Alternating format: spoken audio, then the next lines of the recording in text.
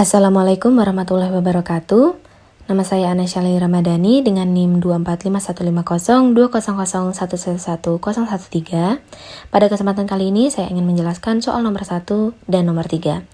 Saya mendapatkan skor 0 dari 30 pada soal nomor 1 dan skor 0 dari 40 pada soal nomor 3.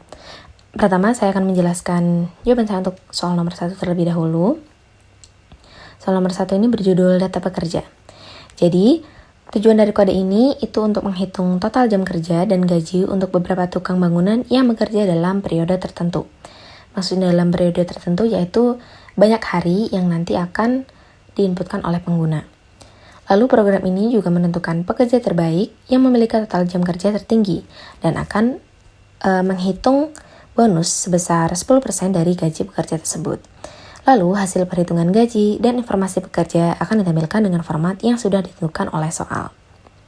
Saya akan masuk ke penjelasan setiap bagian kodenya. Pertama, di sini ada metode total jam kerja. Jadi, fungsinya itu untuk menghitung total jam kerja dari data jam harian seorang pekerja. Metode ini berparameter integer dan meminta inputan berupa data, yaitu array yang menyimpan jam kerja per hari untuk satu pekerja. Lalu outputnya nanti berupa total jam atau jumlah total jam kerjanya.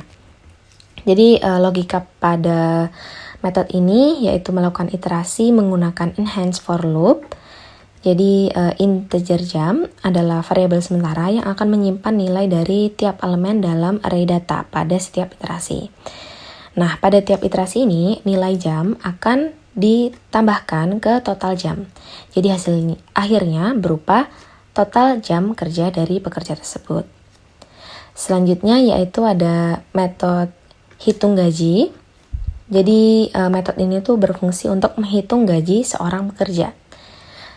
Metode ini berparameter double dan meminta input berupa integer total jam. Total jam ini adalah total jam kerja yang nantinya akan dihitung menggunakan metode total jam kerja berikut. Lalu integer M atau banyak hari yang nanti akan diinputkan oleh pengguna. Nah, perhitungan gaji ini akan dilakukan berdasarkan aturan tertentu, yaitu yang pertama adalah bagian yang pertama yaitu gaji normal atau gaji biasa. Ini akan digunakan jika total jam kerjanya itu kurang dari total jam kerja maksimum, tapi lebih dari total jam kerja minimum. Jadi total jam kerja minimumnya adalah M atau banyak hari dikali 8 jam, dan total jam maksimumnya adalah M dikali 12 jam. Rumusnya yaitu total jam dikali dengan 15.000.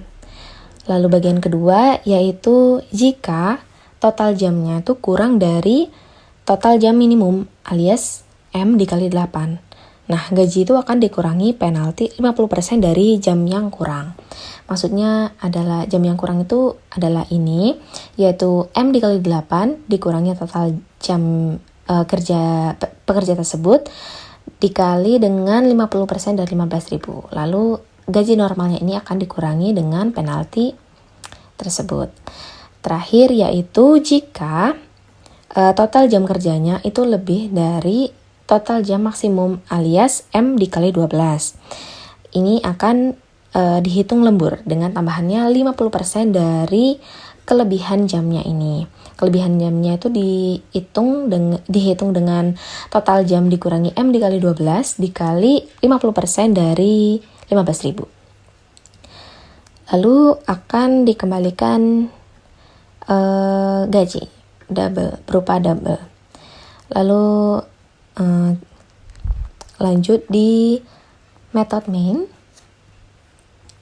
Di sini ada deklarasi berupa scanner untuk input, meminta inputan dari pengguna.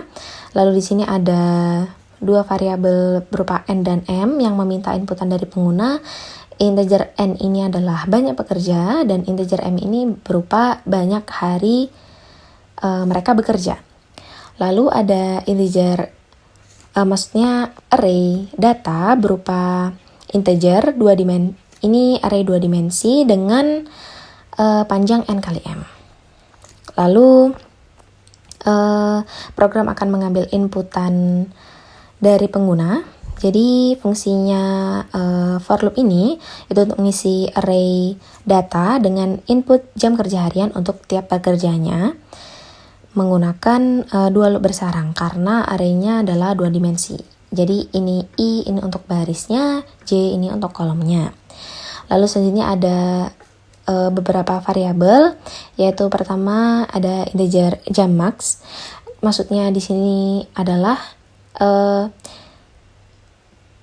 jam maksimum, alias ini nanti akan menjadi total jam kerja yang paling besar dan akan menentukan pekerja best. Nah, pekerja best ini adalah pekerja terbaik.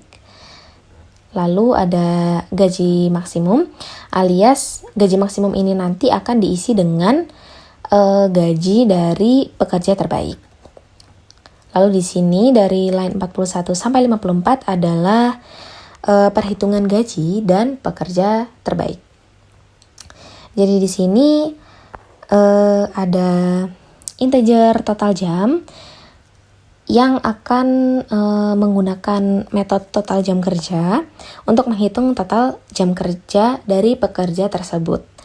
Lalu selanjutnya ada variabel gaji yang berupa double yang akan memanggil metode hitung gaji untuk menghitung gaji dari pekerja tersebut. Lalu akan di-print tukang bangunan 1, 2, 3, dan lainnya lengkap dengan total jam kerja serta gaji. Ini sesuai dengan ketentuan dari soal. Lalu sekaligus di sini akan akan ditentukan juga untuk seleksi pekerja terbaik. Jika total jam dari pekerja tersebut lebih besar dari jam maksimum, maka akan dijadikan pekerja terbaik. Jadi di sini jam maksimumnya menjadi total jam milik pekerja tersebut, lalu pekerja best menjadi I plus 1, dan gaji maksimumnya menjadi gaji dari pekerja tersebut. Lalu selanjutnya bagian terakhir yaitu perhitungan bonus dan output yang terakhir. Di sini ada 2 variabel. Dari yang pertama double bonus. Bonus ini adalah yang akan ditambahkan ke gaji maksimum alias gaji pekerja terbaik tadi. Dihitungnya dengan gaji maksimum dikali dengan 0,1 atau 10%. Lalu double gaji base. Gaji base ini maksudnya gaji dari pekerja terbaik tadi dihitung dengan gaji maksimum ditambah dengan bonus yang sudah dihitung sebelumnya. Lalu terakhir program akan mencetak pekerja terbaik adalah tukang bangunan sekian dengan bonus tambahannya dan total gaji yang diterimanya. Lalu selanjutnya alasan saya untuk memilih struktur kode dan algoritma seperti ini. Yang pertama mengenai metode yang terpisah. Jadi untuk metode perhitungan total jam kerja dan perhitungan gajinya dipisah menjadi metode tersendiri. Itu menurut saya karena untuk memudahkan pencarian kesalahan, karena kalau dengan metode terpisah seperti ini itu jika ada kesalahan maka bisa langsung mempoint out kesalahannya, tinggal dicari di metode tersebut. Selain itu pada perhitungan di metode main ini jadi lebih sederhana karena terlihat lebih sederhana karena perhitungannya sudah dilakukan di dalam metode yang ada di atas. Lanjut selanjutnya juga saya menggunakan array 2 dimensi ini untuk menyimpan jam kerja dari sebanyak pekerja selama beberapa hari itu. Tentu saja karena ini ditentukan oleh 2 variabel yaitu N dan M. N untuk banyak pekerjanya dan M untuk banyak hari mereka bekerja. Jadi tentu saja ini membutuhkan array 2 dimensi. Selain itu, akses langsung ke elemen array dengan indeks. Jadi, membuat perhitungan tuh jadi lebih cepat dan lebih mudah seperti ini. Selanjutnya, saya juga menggunakan loop bersarang di sini, 2 loop bersarang, karena tentu saja data yang diproses itu merupakan array 2 dimensi, jadi membutuhkan loop yang bersarang. Lalu untuk seleksi pekerja terbaiknya sederhana saja menggunakan if statement karena hanya membandingkan total jam kerja. Lalu untuk format outputnya itu menggunakan printf karena sesuai dengan ketentuan soal. Untuk print banyak gaji dan bonus itu harus berupa double dengan 1 angka di belakang koma. Selanjutnya saya akan menjelaskan untuk soal nomor 3 dengan judul hindari serangan benteng. Jadi, tujuan dari kode ini itu untuk menghitung jumlah posisi aman pada papan catur berukuran 8x8, di mana posisi tersebut tidak berada dalam jangkauan serangan benteng.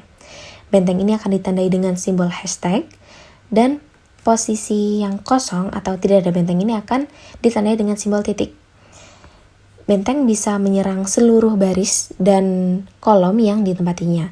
Jadi misalnya benteng berada di grid 1,1, maka seluruh baris 1 dan seluruh kolom 1 akan ditandai sebagai jangkauan dari serangan benteng tersebut. Jadi saya akan mulai menjelaskan bagian-bagian kodenya. Pertama ada membuat scanner baru berupa bernama in untuk meminta input dari pengguna. Lalu ada variabel integer grid aman. Jadi grid aman ini maksudnya adalah posisi aman. Ini nanti yang akan dihitung dan menjadi output. Lalu ada satu pasang. Jadi ini array baris bahaya dan kolom bahaya. Ini berupa boolean sebanyak 8, sepanjang 8 karena seperti tadi yang saya sudah sempat ucapkan, yaitu grid catur ini tuh berukuran 8x8. Lalu ada array grid berupa string sepanjang 8. Ini akan menjadi input pengguna. Lalu selanjutnya program akan meminta input dari pengguna menggunakan for loop. Jadi sebanyak 8 kali. Jadi setiap baris input tuh berupa string berisi 8 karakter hashtag ataupun titik. Selanjutnya, untuk for loop yang selanjutnya, ini berfungsi untuk menentukan baris dan kolom yang mengandung benteng atau hashtag dan menandainya sebagai bahaya atau jangkauan serangannya dalam baris bahaya dan kolom bahaya. Jadi logikanya untuk loop pertama ini itu berjalan untuk tiap baris, ini untuk tiap kolom, dan grid I char at J itu untuk mengambil karakter di posisi I, J. Jika karakter adalah hashtag, maka baris bahaya pada indeks I akan diset true, alias baris I menjadi berbahaya, dan kolom bahaya pada indeks J akan diset menjadi true, alias kolom J berubah menjadi berbahaya. Lalu untuk for loop selanjutnya, ini untuk menghitung banyaknya posisi aman. Jadi menghitung jumlah posisi aman di papan catur tersebut. Jadi loop pertama berjalan untuk tiap baris, untuk loop kedua ini berjalan untuk tiap kolom dalam satu baris, dan kondisinya di sini ada if. Ini jika karakter di posisi I, J adalah bukan benteng, alias di sini titik, dan baris ini tidak berbahaya dan kolom tidak berbahaya, maka jika semua kondisi ini terpenuhi, maka posisi itu dianggap aman dan grid aman akan bertambah 1. Terakhir, program akan menampilkan banyaknya posisi aman atau grid aman yang telah dihitung. Selanjutnya, alasan saya memilih struktur kode dan algoritma seperti berikut. Yang pertama, berkenaan dengan array boolean untuk baris dan kolom. Jadi penggunaan array baris bahaya dan kolom bahaya ini menurut saya efisien karena hanya membutuhkan satu waktu untuk mengecek apakah baris atau kolom tersebut itu berbahaya. Jadi maksud saya itu menandai baris dan kolom berbahaya itu sekali saja dalam loop pertama untuk menghindari perhitungan berulang. Lalu saya juga menggunakan loop bersarang untuk menentukan baris dan kolom bahaya serta grid aman, karena di sini sebenarnya saya baru mengetahui apabila satu line string itu bisa diakses seakan-akan ia adalah array karakter 8x8, alias di sini bisa dilihat pada string itu, jadi string baris pertama dicari karakternya pada kolom J alias kolom kesekian, itu jadi seakan-akan string ini tuh dibaca menjadi karakter-karakter. Jadi mencarinya per karakter dan diaksesnya pun oleh array baris bahaya dan kolom bahaya ini itu IJ, alias ini tuh seakan-akan karakter lah, intinya seperti itu. Saya juga baru mengetahui kemarin. Lalu saya juga menggunakan array grid ini berupa string, bukan array 2 dimensi karakter seperti yang saya sebutkan tadi, itu untuk mengurangi kerumitan kode. Karena dengan akses menggunakan char add aja tuh sudah cukup, udah lebih mudah bahkan. Dan perhitungannya pasti lebih sederhana daripada menggunakan array berupa karakter 2 dimensi itu.